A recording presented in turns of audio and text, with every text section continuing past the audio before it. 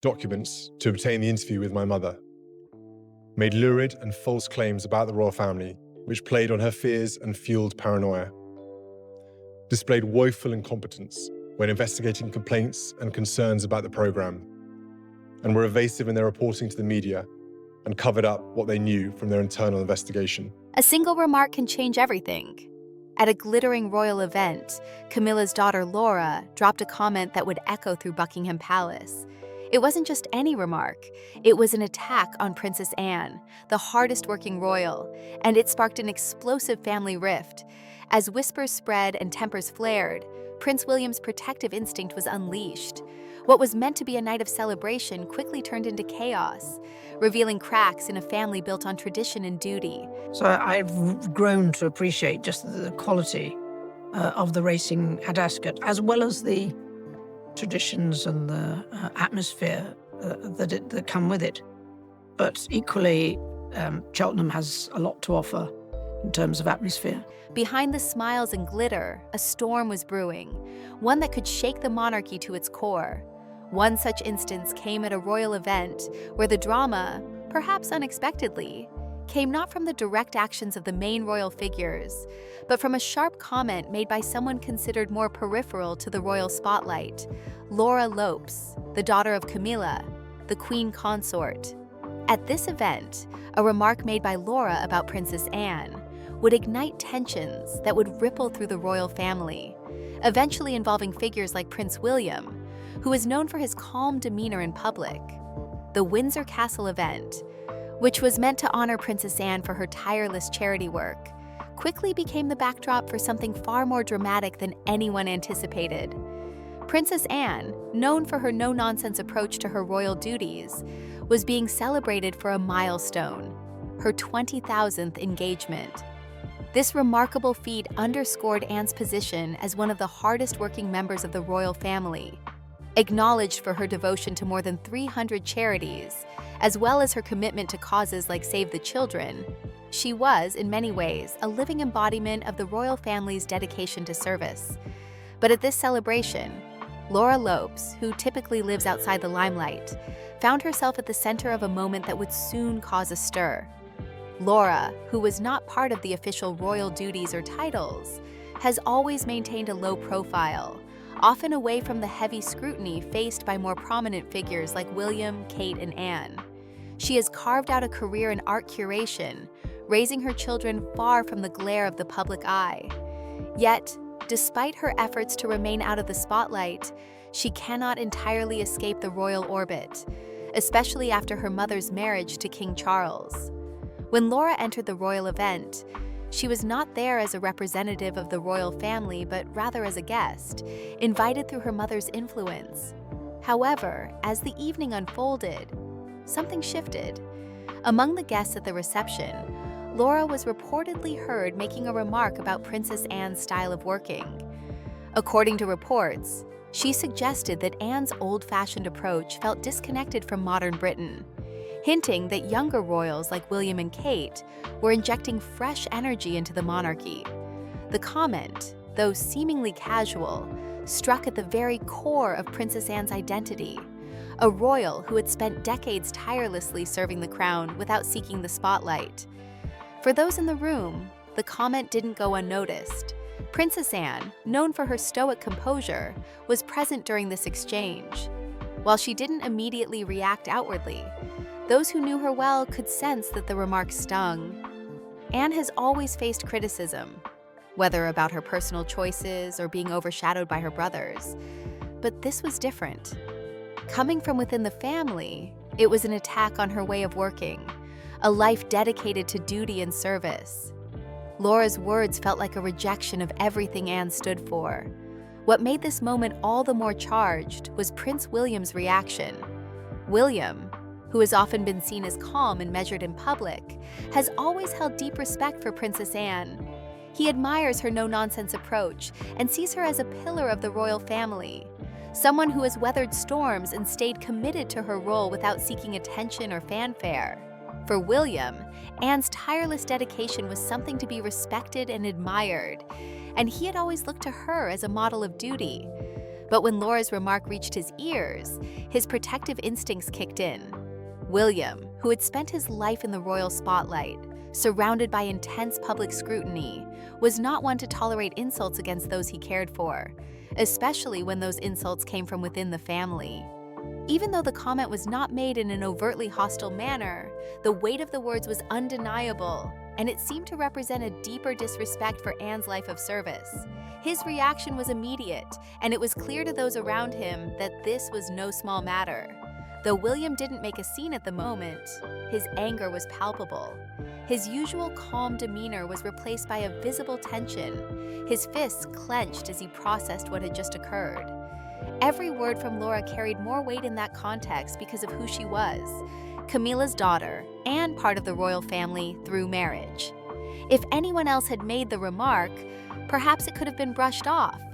But coming from Laura, it felt like an affront not only to Anne, but to the very values the royal family prides itself on. As the evening continued, the atmosphere in the room shifted. Guests who had been enjoying the celebration suddenly found themselves caught in the undercurrent of tension.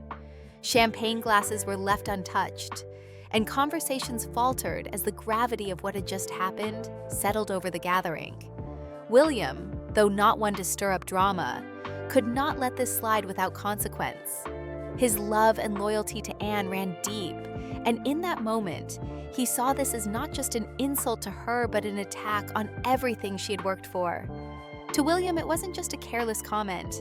It was a challenge to the very ideals he held dear.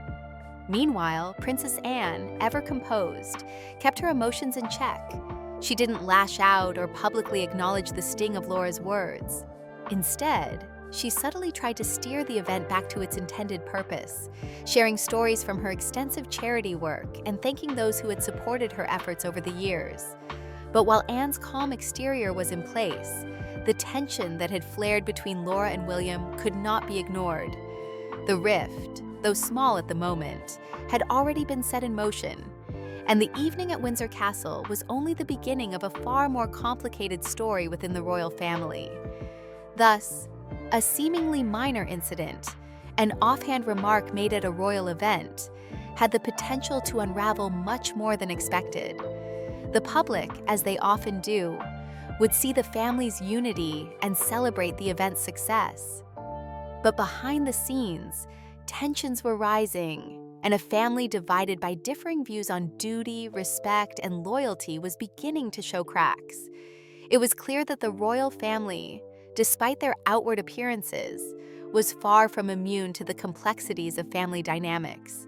And what began as a simple evening to honor Princess Anne's legacy would soon turn into a much more complicated situation.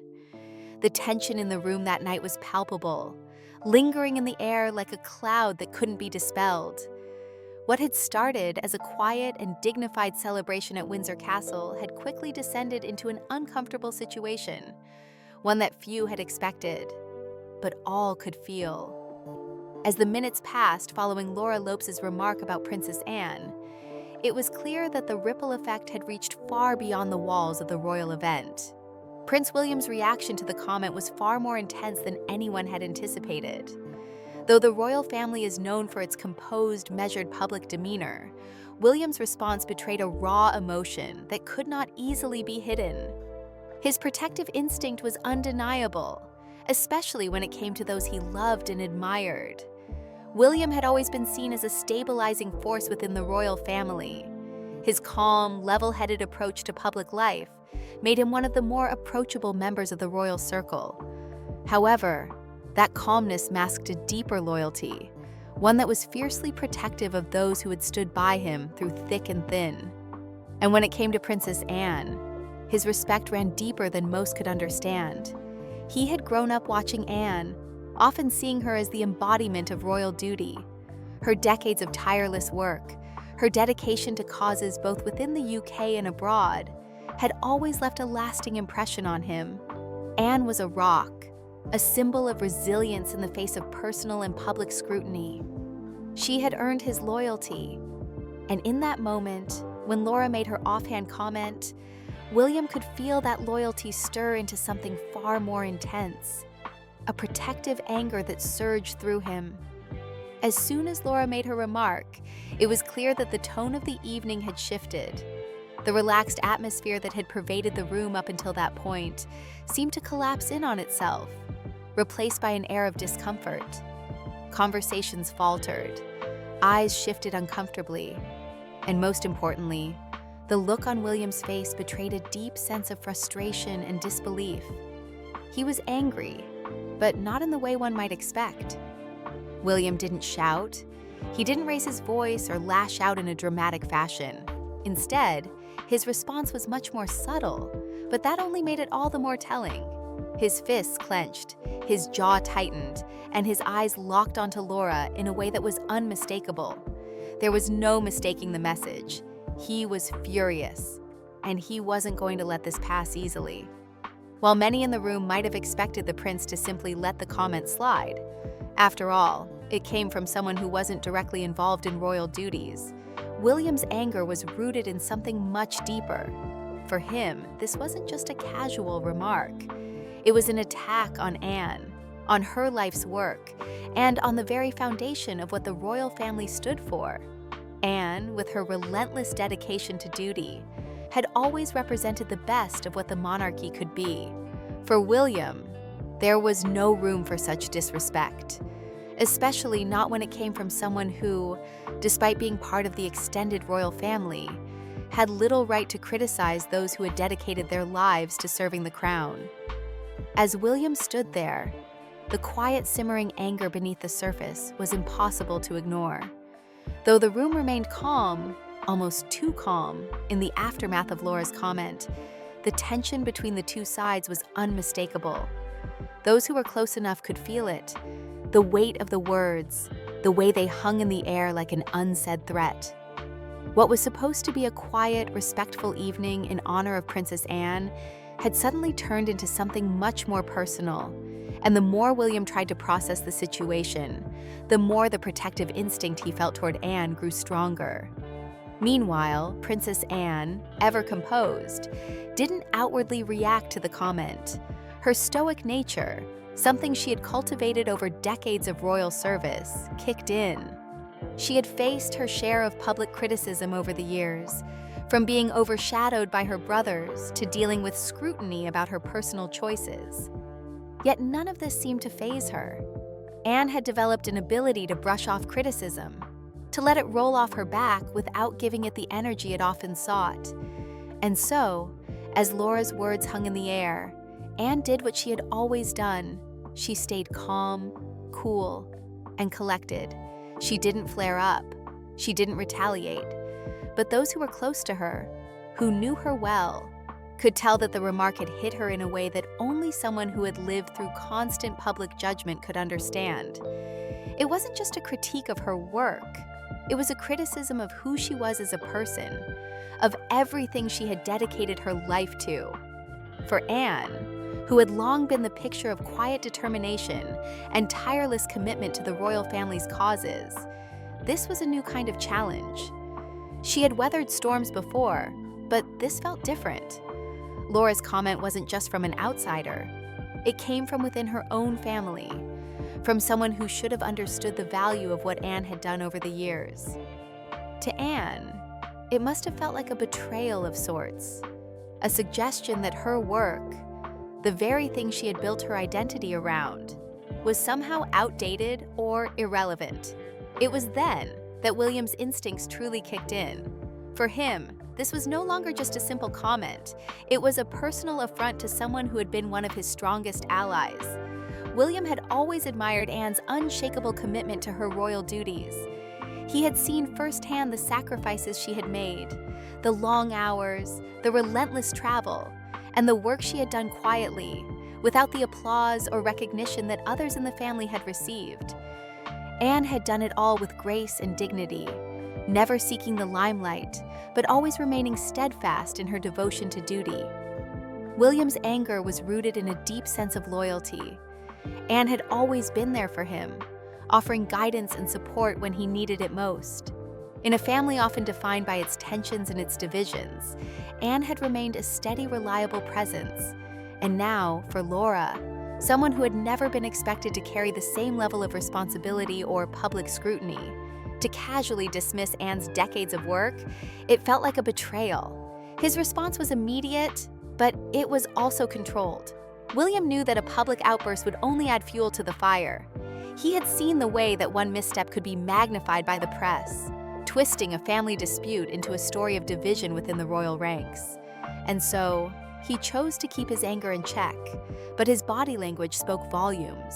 His clenched fists, his piercing glare, and the way he subtly stepped closer to Laura all signaled that he would not let this go unnoticed. William's anger wasn't something that could be ignored.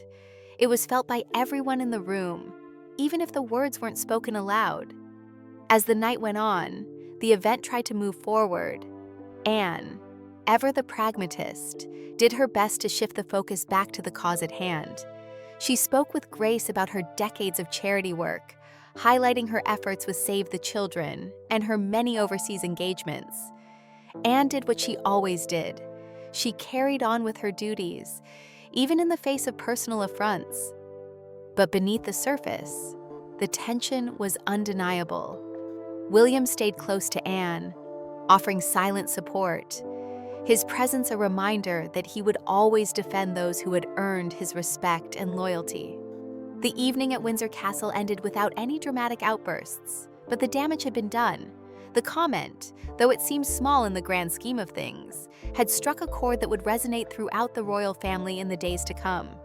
For William, this wasn't just about defending Anne. It was about standing up for what he believed in, the values of service, duty, and respect that had defined the royal family for centuries.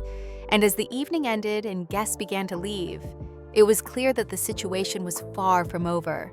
The tensions between Laura and William had just begun to surface, and the ripple effect from that single comment would soon spread far beyond the walls of Windsor Castle. What had started as a quiet evening to celebrate Princess Anne's achievements had become a defining moment in the ongoing dynamics within the royal family. And for William, the matter was far from resolved. The aftermath of the incident at Windsor Castle was far from over. As the night drew to a close, the royal family went their separate ways, but the tension between Laura Lopes and Prince William continued to simmer. It was clear that the momentary exchange at the event would have lasting consequences. For William, this wasn't just about a casual remark made in passing. It had become a matter of principle. Laura's comment had struck at the heart of what William held dear, the values of duty, respect, and commitment to the monarchy that Princess Anne had exemplified for decades. His anger, though restrained in public, burned intensely behind the scenes. In the days following the event, William replayed the incident in his mind, each detail sharpening his resolve to defend Anne. He could not shake the feeling that Laura's comment was not just a harmless critique. It was an attack on the very essence of royal duty. For someone like Laura, who had never been thrust into the public eye in the same way as other members of the family, to dismiss Anne's tireless work as out of touch with modern Britain felt like an insult not only to Anne, but to everything the monarchy stood for. Laura, after all, had no official role within the royal family. She had been kept largely out of the public eye and away from the responsibilities that came with being a working royal. While Anne had devoted her life to the service of the crown, Laura had carved out a career for herself in the art world, far removed from the world of royal duty. And yet, despite her lack of formal position, her words carried weight, largely because of her connection to Camilla, the queen consort, and through her marriage to King Charles. William was not one to seek drama for drama's sake. He had always been a more reserved member of the family, preferring to avoid conflict whenever possible. But when someone he cared about was insulted, he felt compelled to act. Anne had been one of the most consistent and dependable figures in his life, and to see her publicly disrespected, especially by someone within the family, was something he could not ignore. As he processed his feelings, he knew that he needed to confront the situation head-on. There was no way he could allow this slight to go unaddressed. The following morning, William requested a private meeting with Anne. It wasn't a formal gathering. It was a conversation between family members, an opportunity for William to express his frustration, and for Anne to share her thoughts on the matter. As always, Anne remained composed.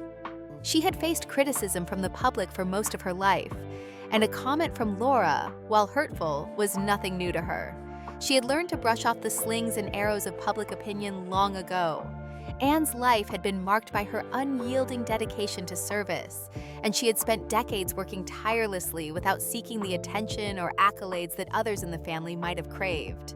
To her, the comment from Laura was just another jab in a long line of criticism she had weathered over the years. She had learned not to let such remarks affect her, and her calm demeanor reflected that. Yet, despite her stoic response, William could not let it go. He couldn't understand how someone who had not walked the same path, who had not devoted her life to the same cause, could so casually dismiss Anne's commitment to duty. In their meeting, William pressed Anne on the issue. He argued that the family couldn't just ignore behavior like Laura's, especially coming from someone who was technically still a part of the royal family. For William, Laura's words were not just a personal attack on Anne. They were a threat to the very foundation of the monarchy. The royal family, for all its pageantry and tradition, was built on the principles of service and duty. To undermine those values, even subtly, was something that could not go unchallenged. Anne, true to form, didn't react with anger.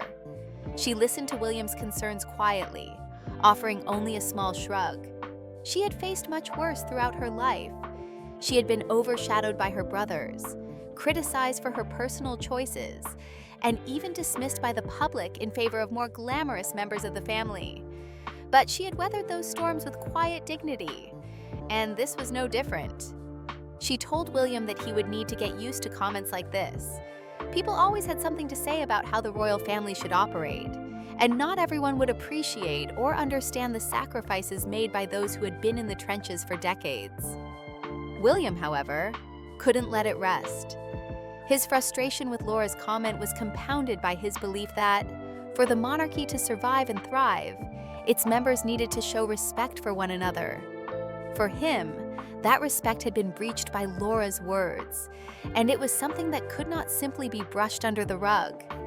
He reminded Anne of the countless sacrifices she had made for the crown, missed holidays, grueling overseas tours, and endless public engagements that often went unnoticed. Anne had built the monarchy's reputation through sheer hard work and dedication, and to see that work dismissed so casually felt like a betrayal. Anne, while understanding William's concerns, urged him to let the matter go.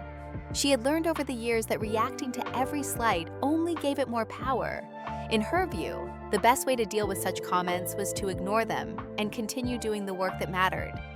She had seen firsthand how a small remark could be blown out of proportion, and she didn't want to give anyone the satisfaction of seeing her react. But William wasn't ready to let it go. He felt that this situation had the potential to spiral out of control. If left unchecked, the story of Laura's comment could quickly become a narrative about division within the royal family. The press, always hungry for sensational stories, would seize upon any hint of conflict, turning it into a full-blown scandal. William knew that this was the kind of story that could dominate the headlines for days, if not weeks. He worried that, if Laura's words went unaddressed, it would only fuel the public's perception of a rift between the royal family's younger and older generations.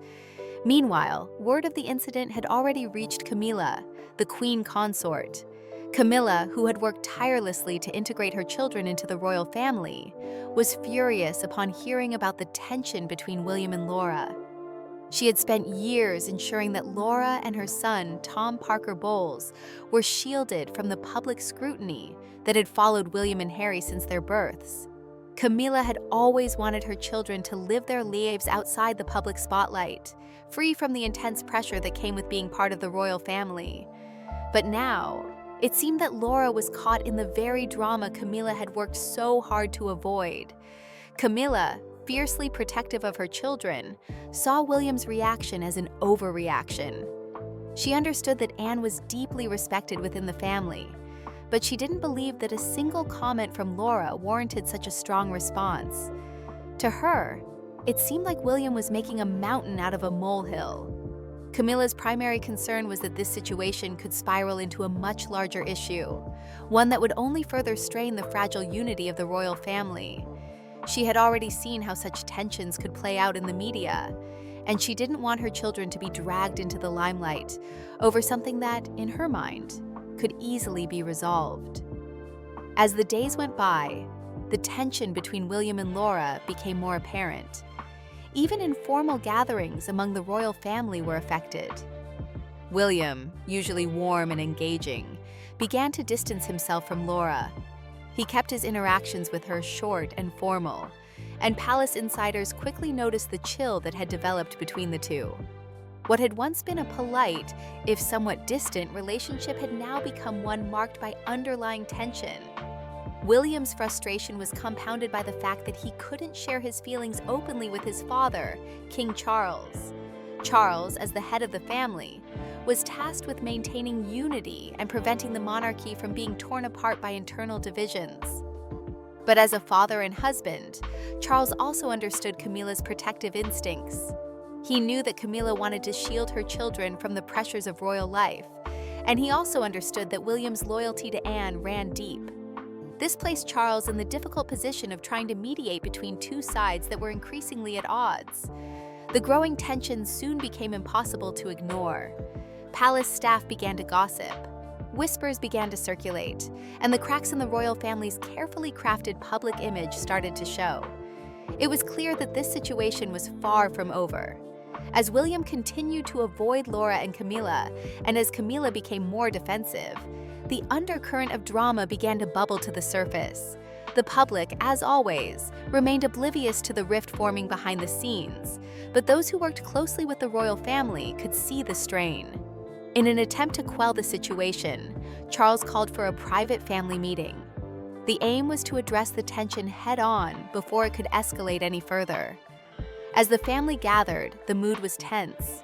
William, Anne, Camilla, and Laura were all present, along with Catherine, who was known for her ability to ease tensions with her calm and diplomatic approach. Charles began the meeting by stressing the importance of unity within the royal family. He reminded everyone that the monarchy's strength lay in its ability to present a united front to the public.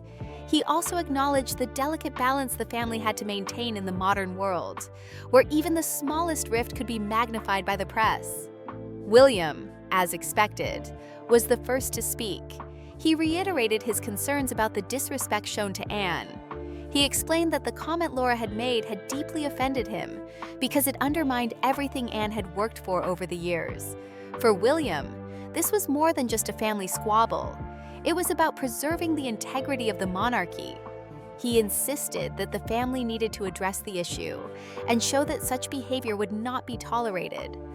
Laura, on the other hand, remained defiant. She insisted that her comment had been blown out of proportion and that she had never intended to disrespect Anne. To Laura, it seemed like a casual remark, one made in passing and without malice.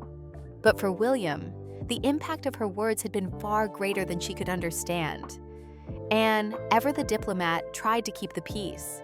She acknowledged that the comment had been hurtful, but urged everyone to move on and not let it escalate further. Camilla, finally speaking up, expressed her frustration with the entire situation. She reminded William that Laura and Tom had deliberately stayed out of the public eye to avoid exactly this kind of drama. She argued that dragging Laura into a family dispute was unfair, especially considering that she had not chosen this life of public scrutiny. But William, still determined to defend Anne, insisted that family members needed to show respect for one another. He reminded everyone that words had consequences, and in this case, Laura's words had crossed a line. The meeting ended without a resolution. Charles, ever the peacemaker, urged everyone to calm down and move forward, but the underlying tension remained. For William, the issue was far from settled. For Camila, it was about protecting her children from the harsh spotlight they had never asked to be in. And for Anne, it was just another chapter in her long life of service and endurance, one in which, even within her own family, her dedication sometimes went unrecognized.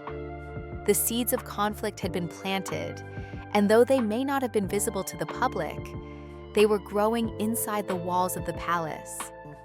As weeks passed, the tension between Prince William and Laura Lopes only deepened.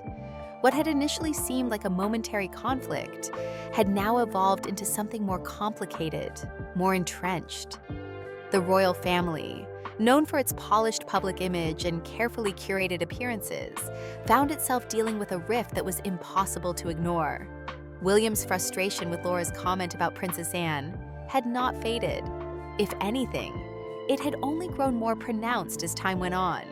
The strain was evident in every family gathering, every public event, and in the subtle dynamics behind palace doors.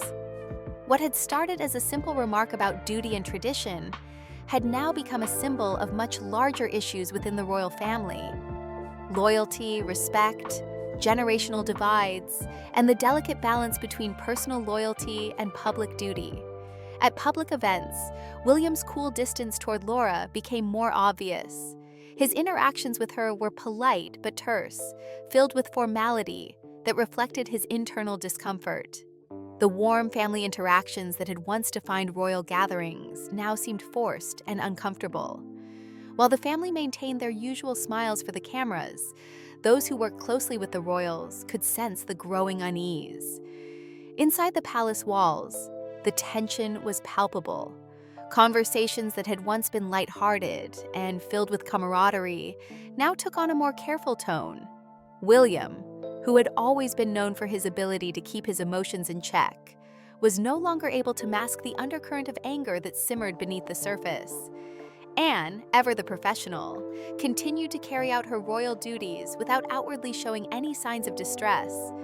She had weathered much harsher storms in her lifetime, and this latest conflict, while painful, was something she knew how to handle. She had spent years learning to keep her personal feelings separate from her public role. Anne's unwavering dedication to her work had earned her the title of the hardest-working royal, a label that she had never sought but had certainly earned. Yet, in the face of this tension, even Anne's usual composure seemed slightly more brittle. Those closest to her noticed the slight tightening of her jaw, the subtle shifts in her posture. While she remained outwardly calm, the weight of the situation was beginning to take its toll. For Laura, the whole situation was beginning to feel suffocating. She had never sought the spotlight. She had carved out a life for herself away from the public eye, focusing on her career as an art curator and raising her 3 children outside the royal spotlight.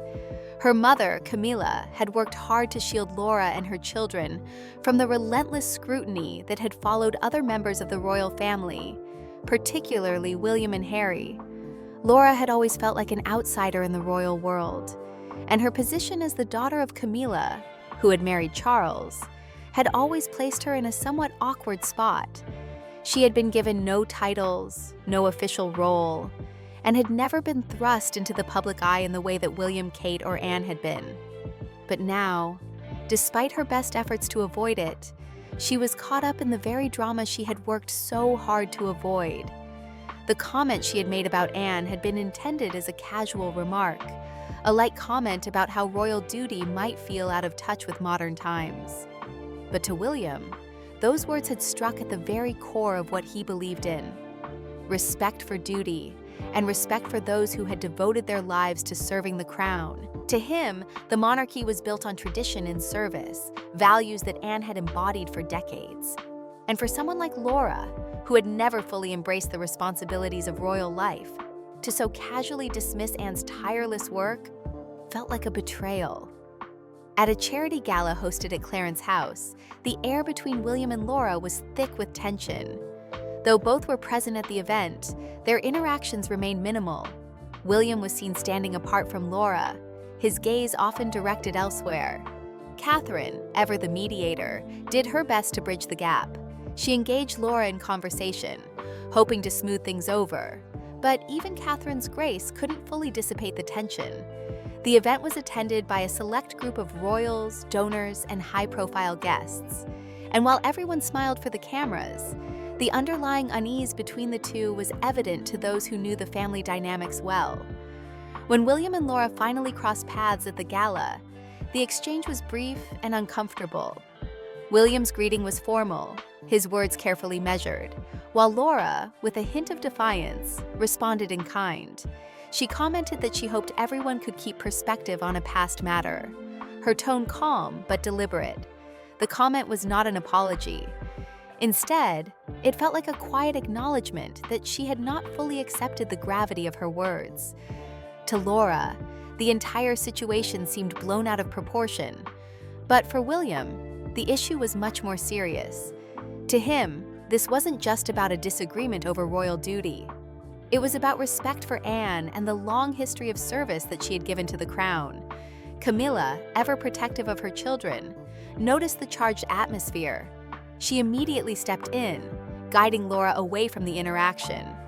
Camilla's instinct was to shield her daughter from further confrontation, but this only added to the growing sense of division within the family. Camilla had long worked to keep her children outside the pressures of royal life, and this conflict with William was a reminder of the complexities of blending her family with that of Charles's. While she understood William's loyalty to Anne, she couldn't help but feel that the situation had gotten out of hand. Laura had not intended to insult Anne. She had simply voiced an opinion, one that she felt was valid. But for William, the remark had crossed a line. He could not let it go. Meanwhile, Charles, ever the peacemaker, was caught in the middle. He had always been the one to step in and try to smooth over tensions between his family members. As king, his responsibility was to keep the monarchy united, to ensure that any internal conflicts were dealt with quickly and quietly. But as a father and husband, he also understood the protective instincts of both Camilla and William. He knew that the relationship between his son and his stepdaughter was delicate, and he was determined to prevent the situation from spiraling any further. Behind the scenes, Charles began to take action. He called for private meetings with both William and Camilla, hoping to find a way to resolve the issue without causing further harm to the family. Charles's approach was calm, measured, and diplomatic, as always. He encouraged both William and Camilla to take a step back and consider the long-term consequences of allowing this conflict to continue. While Charles understood William's frustration, he also knew that there was more at stake than just one comment. The public's perception of the royal family was fragile, and any visible rift could be disastrous. He urged William to reconsider his stance, to find a way to move forward without allowing this issue to define his relationship with Laura, and, by extension, with Camilla. But William was steadfast in his position. He wasn't one to back down easily, especially when it came to defending those he cared about. Anne, in his eyes, had been wronged, and he wasn't willing to let it slide. He continued to distance himself from Laura, keeping the tone of their interactions formal and impersonal. As time went on, the divide between the two seemed to grow wider, and palace insiders began to take notice. Staff and courtiers who worked closely with the family began to talk about the tension that was brewing behind closed doors. The once harmonious family gatherings now felt strained, and the whispers about the rift began to spread through the corridors of the palace. For Anne, the situation was one more challenge to face with grace. She had weathered many storms throughout her life, but this was different. The drama that had unfolded over the past few weeks was not something she had asked for, and it was not something she wanted to deal with. Yet, as always, Anne continued to carry on with her duties, her focus on her charity work and public engagements unwavering. She never allowed the personal drama to interfere with her role as a working royal, but those close to her could see the toll it was taking. Anne, ever composed, had begun to show signs of exhaustion. She was still attending events and meeting with charities, but her usual energy seemed to have dimmed slightly. The weight of the situation was beginning to show in her quieter moments, in the subtle gestures that only those who knew her best could recognize. For Camila, the situation remained a balancing act. She had long worked to keep her children out of the royal spotlight, and now, with Laura's comment having set off this chain of events, she found herself once again thrust into the role of protector. She couldn't help but feel that the situation had become unnecessarily complicated. Laura had not intended to offend Anne, and she had never sought to be part of the royal drama. But now, it seemed that her actions had set in motion a series of events that would be difficult to undo. As the weeks wore on, the rift between William and Laura became more entrenched. Their interactions remained polite but distant, and the family's once casual gatherings had become exercises in maintaining appearances. Charles, ever the mediator, continued to step in, offering advice and counsel to both sides. But the damage had already been done. The royal family, for all its public unity, had become a family divided. And the tension that had begun with a single remark about duty and tradition had revealed something deeper, something that would take much longer to heal.